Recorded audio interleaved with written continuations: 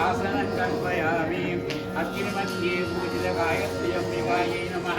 पाद्यं समर्पयामि अर्घ्यं समर्पयामि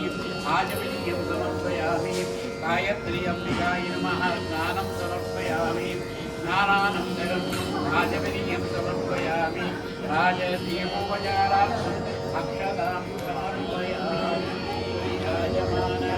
तन्दिराजकवच उन्वयन्ति स्वादिनो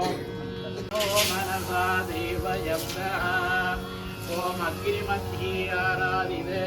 देवताभ्यो नमः तारणार्थम् इदं वस्त्रं समर्पयामि ॐ गौरी विमाय सलिलानि दक्षति एकपदी द्विपदी साधचतुष्पदी अष्टापदी नवपदी बभूवुषी सहस्राक्षर परमेभ्योमन् भूर्भुवस्वरं दक्षपितुर्वरेण्यं भर्गो देवस्य धीमहि धियो यो न प्रचोदयात् अम्बिकायै नमः कारणार्थं वस्त्रोपचारं समर्पयामि ॐ त्र्यम्बकं जयामहे सुगन्धिं पुष्टिवर्धनम् उर्वारुकमिव बन्धनान् मृत्योर्मुक्षीयमावर्तात् अम्बिकायै नमः कारणार्थं मालाधारणं समर्पयामि ॐ सर्वमङ्गलमाङ्गल्ये शिवे सर्वार्थसाधके शरण्ये त्र्यम्बके गौरी नारायणि नमोऽस्तुते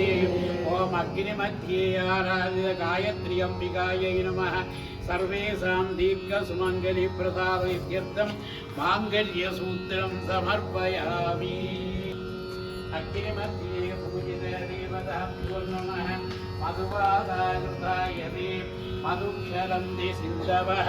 माध्वीकावोपबन्धुनः मधुनक्तमुदोसरि मधुनक्ताक्तिमधुं रजः मधुद्योरर्षुणपिता मधुपचारं समर्पयामि दत्तद्वारान्तुरादर्शां दिव्यपुष्टां गरीषिणीम् ईश्वरीकुं सर्वभूतानां स्वामीको भक्वये श्रियम् ॐ सरजनिलये सरोजगस्ते कमलधरां सुखगन्धमाल्यशोभे भगवति हरिवल्लभे मनोज्ञे त्रिभुवनभूतिहरिप्रसीद मह्यं विष्णुभग्नीं क्षमां देवीं माधवीं माधवप्रियां लक्ष्मीं प्रियसखीं देवीं नमामि कस्तुरवल्लभां महादेवीं च विद्महे विष्णुभद्रीं च धीमहि तन्नो लक्ष्मी प्रचोदयात् अग्निमध्ये आराधित अम्बिकायै नमः सौभाग्यद्रव्योपचारं समर्पयामि ॐ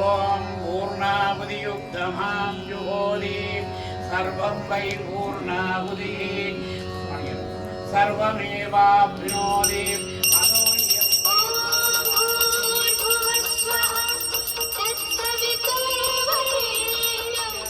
हरिवो देवस्य धीमहि धियो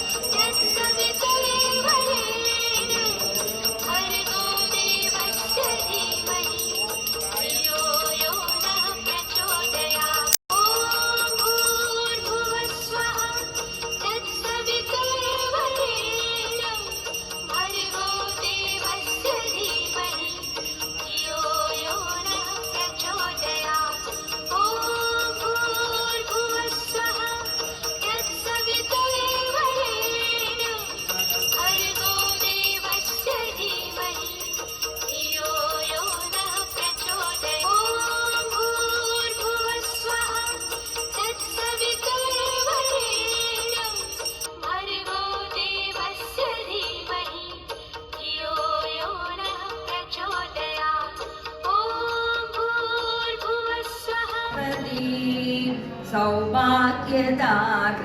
सरस्वती सरस्वती